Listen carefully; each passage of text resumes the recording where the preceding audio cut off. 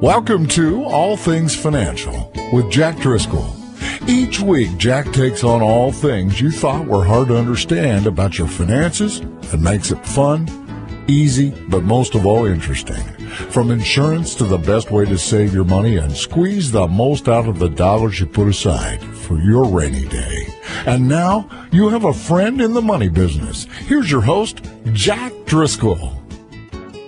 Welcome back, everyone, to another edition of All Things Financial. What I do on this show, as you know, this is a public service. I try to share with all of you watching and listening on the radio many different things that I run across through my week and share with all of you on what can help you with your finances and your future, a lot of your planning, and some of the risks that we are involving ourselves with that we don't understand that can impact maybe the safety and security of our family.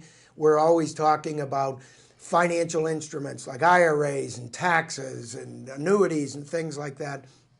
And what I wanted to do yesterday, I was actually at an automobile service station, and I have a guest with me today. And the guest, Chuck Beliotti, I'd like to welcome you to the show. Thank you, Jack. What we do, Chuck Beliotti owns Chuck's Complete Auto Service down on McMurray Road, right by the Outback down there. I guess, how would you describe where you're located?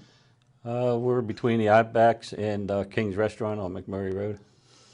And Chuck, you've been in business for how long? 46 years. Okay, 46 years. So that tops me because I'm always so proud of, I've been in business, this is my 40th year, and he just topped me. So congratulations for that. Thank you. So I'm down at the shop yesterday, and I said, hey, Chuck, I said, what's going on with all this cold weather and snow? It just got real fast. Are you swamped? And Chuck comes to me and he says, what'd you tell me yesterday? Yeah, we were really busy selling a lot of wiper blades and wiper motors. And so I thought it was going to be, oh yeah, a lot of batteries and things like that. So I'm going to tell you in a couple minutes. What Chuck shared with me will be a surprise to you, I think, because I never heard it before, what you told me yesterday. I never heard that when I was at the counter. And he said what's made him so swamped yesterday and the calls that he's getting. I thought it was dead batteries. So I'll share with you in a couple minutes what it was, and I think it will surprise you. It surprised me. I never knew to think about this. Some of you probably do. But it got me thinking while I was down at the shop, you know what? We don't really take care of our cars anymore. Right.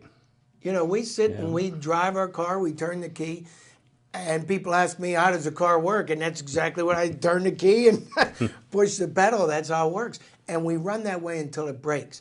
So Chuck graciously agreed to come on the show and try to share some things that other people are running into in this cold weather, share some tips and ideas that I thought could help you. So I'll turn it over to you, Chuck, on some of the ideas that you shared with me yesterday that might help some of the viewers.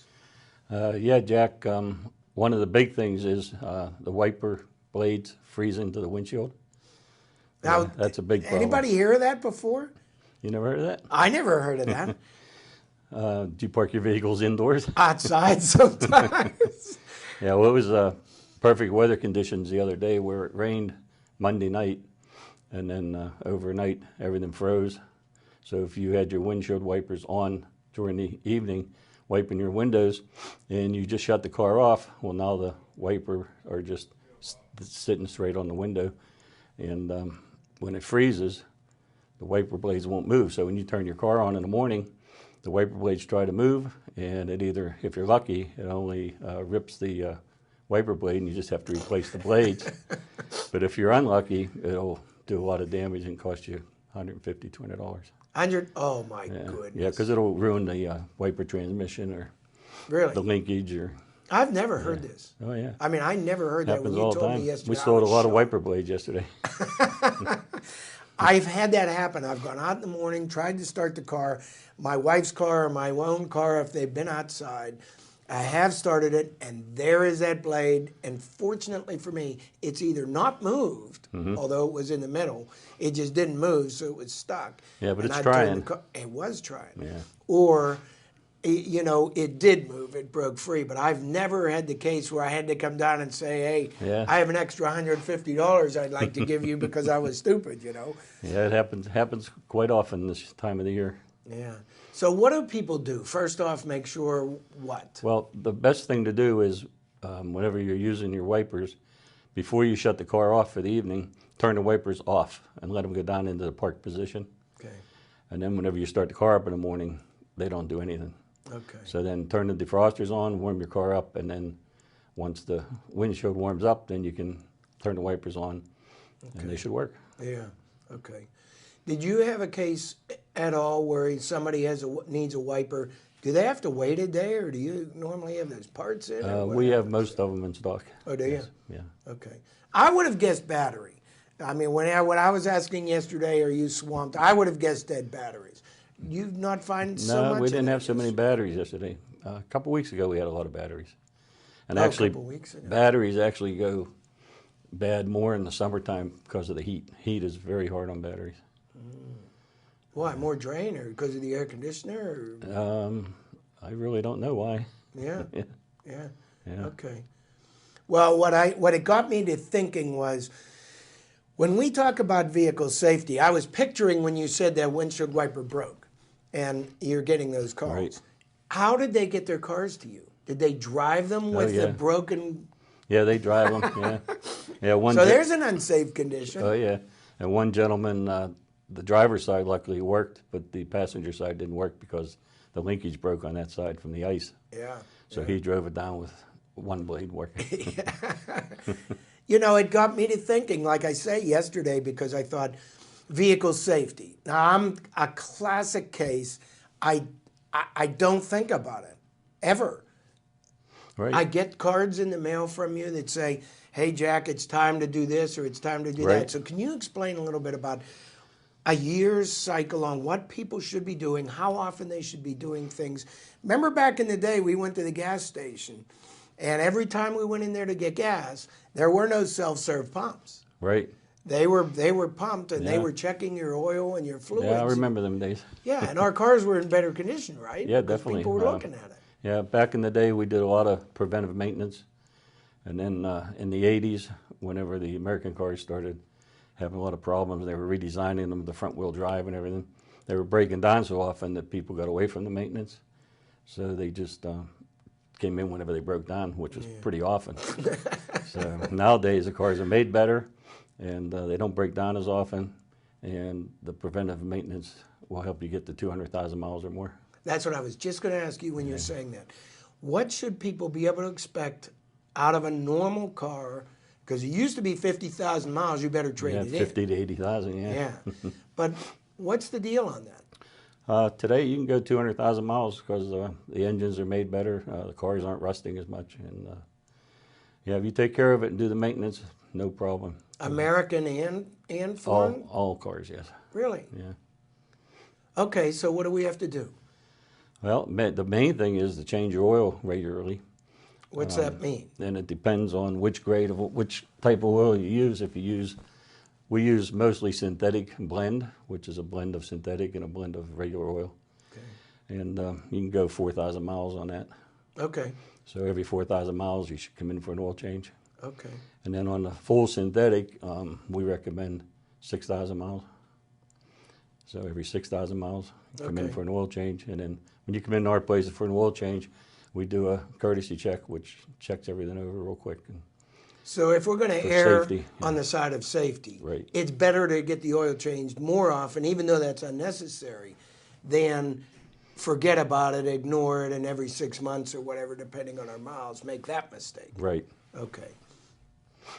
So every 3,500, 4,000 miles, or 3,500 or 4,000 miles, something like that. Yes, Yeah, except for the full synthetic. Okay. What else do we need to do throughout the year to make sure we might be able to get that 200,000 miles in a well-maintained car? Okay. Well, there's transmissions. All your fluids need to be changed regularly. Most of them are around 30,000 miles. The engine oil, like you said, is 4,000 to 6,000. So you got your transmission fluid, you got your power steering fluid, brake fluid, cooling system. So now That all needs done every should, 2 years or 2 to 3 years or 30,000 miles. okay. So that leads me to believe I can't keep track of this. I Right. know right now to hear you talk, I won't keep track of that. So I should probably, I'm thinking, have a log in my glove compartment that Yeah. I sit and I say, this many miles on this date, here's what I had done, right? So when I take it into your shop, I could say, hey, my log's in the glove compartment, check it over for anything that it needs or whatever, right? Yeah, that's a very good idea, yes. But if you come to our place, we'll check your mileages and we'll recommend when your services are due. And Are you We can keeping check. records? Like you'd be able to look definitely, up my car? definitely, Okay. yep. So And you'd then- be able to look up the car from the last time in, all the service records on it, and say, hey, it's due for this, it's due for that, and keep it maintained. That's exactly right, yes. Okay. Yep, and then we send out reminders and things like that, so. So when we get a lot of these cars at 80,000 miles, 100,000 miles, 110, and they're starting to have a lot of problems, how much of that would you say is our fault as a user malfunctions by not taking care of their cars? Right, yeah, a lot of the cooling system problems are because people don't flush out their cooling system. And if they would flush out their cooling system, water pumps would last longer, head gaskets would last longer. Really? So then you'd get closer to your 200,000 miles. Yeah. So, do you have any chart or anything like that on general maintenance that you send out newsletters? I know that Right. here are the things. What do you have to help us get on track? Because I'm definitely not on track. Yes, right. Well, like I said, we keep track of all your maintenance, and if you're due for any of your services, we recommend them.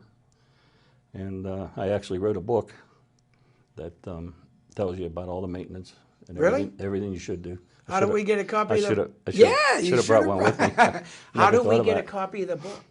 You just come down to the shop and ask for it, or they're on Amazon. Really? Yeah, you can buy it off Amazon. Wow, that's okay. Give people all the information on yourself, how to get in contact with you, phone number, your address, what to do, if you have a website.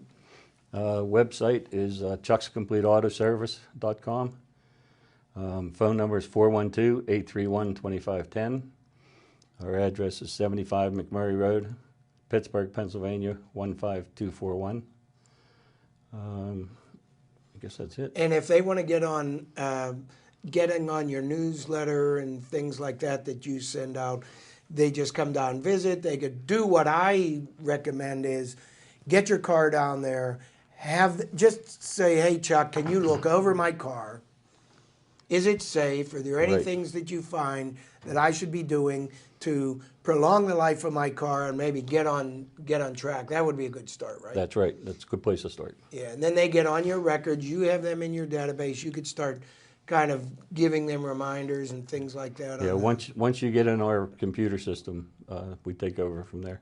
Okay. All right, here's another pet peeve I have in the winter.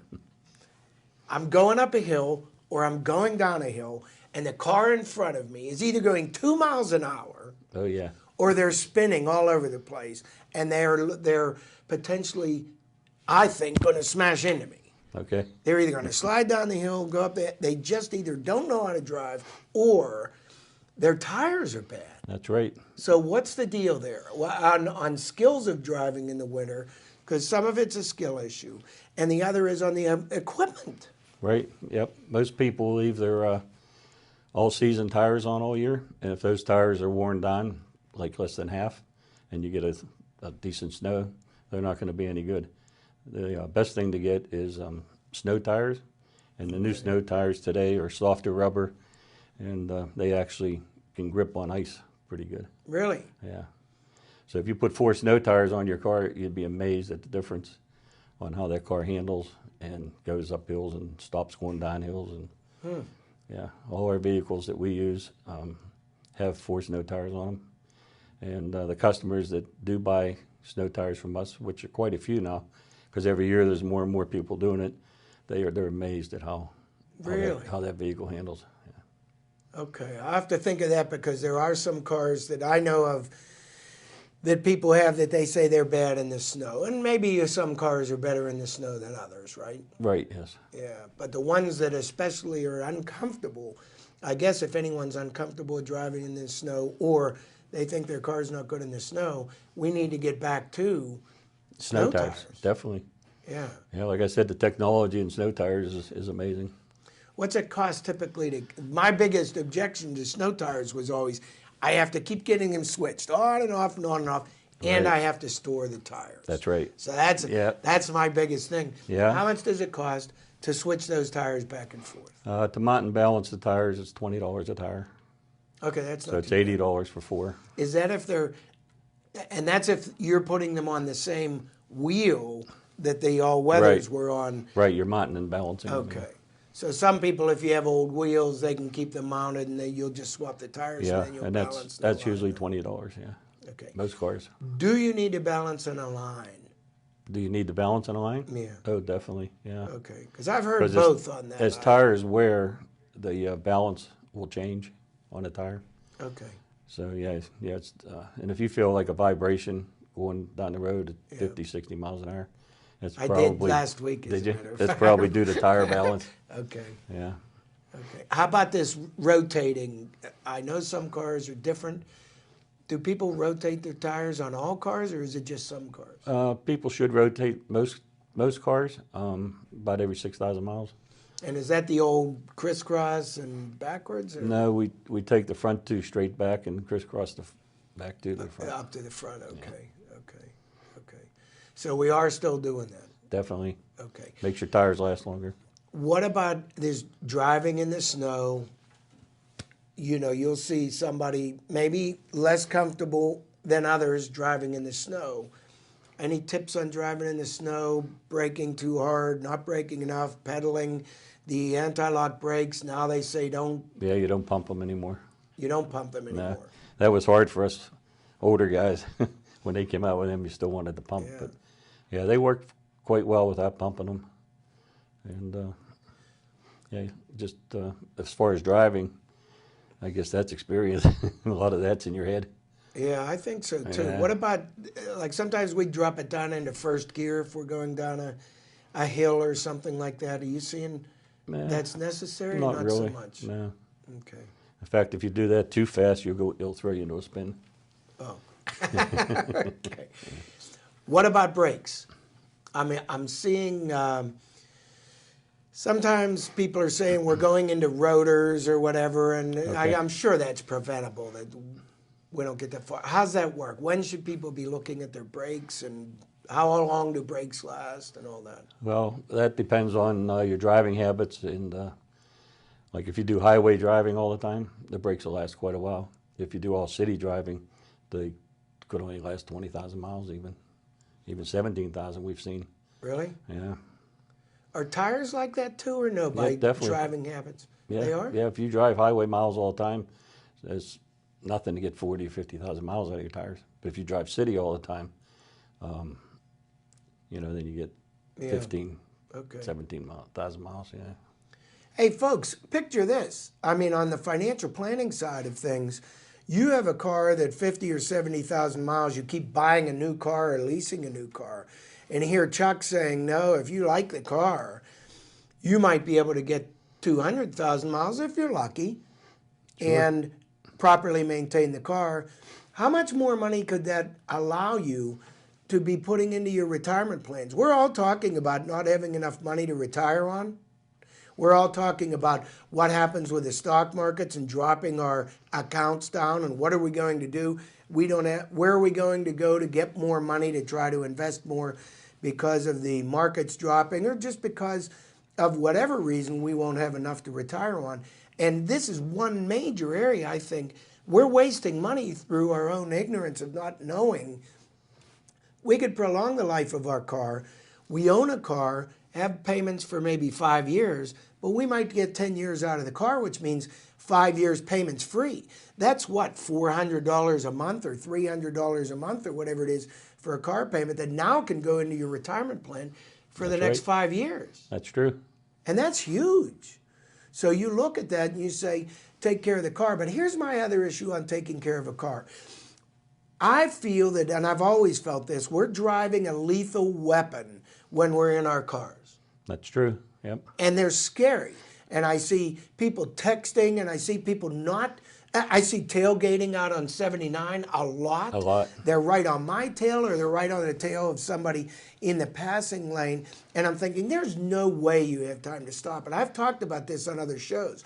So that gets me into, are you being responsible out there with your family security and your finances? Because you could lose your house over those mistakes if you're in a car accident through either your brakes failing, or your tire, or you're running too fast on snow and ice, things like that, or you're not maintaining your car, it breaks, or you have bad brakes or whatever.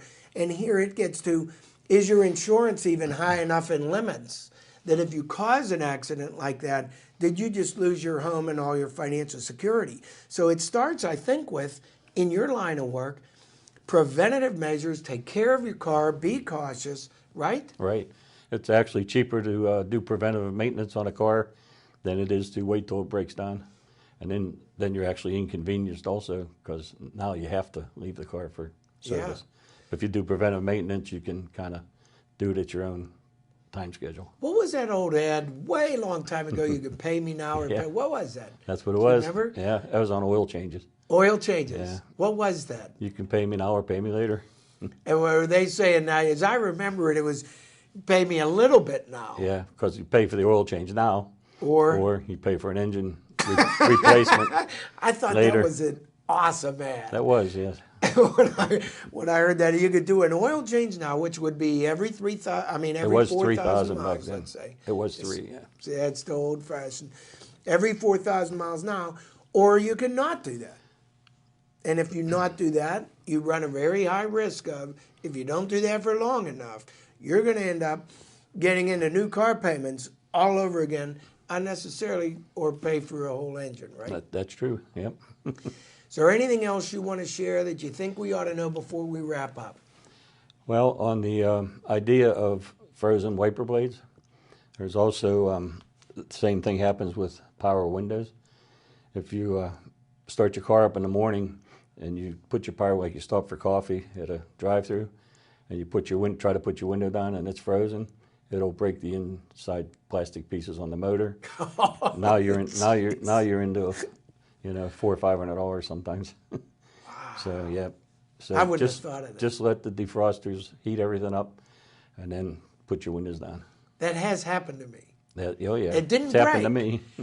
And what I do, as stupid as this sounds, I push harder on the button like that's going to help get the window down. Or you hit it 4 or 5 times. Yeah. Where I should learn now, because of what you just said, don't push it. No, You're going to not- break this. Yeah, it's not worth it. Most things in cars today are plastic, and they work fine as long as everything's good. But once like ice and stuff like that, then it's very hard on it. Okay, appreciate that. I wouldn't have known that. Chuck, give them one last time how to get in touch with you and where your shop is. And Chuck's Complete Auto Service, 75 McMurray Road, Pittsburgh 15241. Or you can call us at 412-831-2510. And how do they get your book on Amazon? What's the name of the book? It's by Chuck Belliotti. Well, actually, Charles Belliotti. Spell Belliotti. B as in boy, Elliotti. Okay, so they can look you up by name and get a Yep, copy just of by the book author, and all yeah. that. Or call the shop and they'll help you out with that. Yep. Chuck, thank you very much. I right, appreciate your coming thank you. on the show. Thanks, everyone, for tuning in. We'll be back again next week.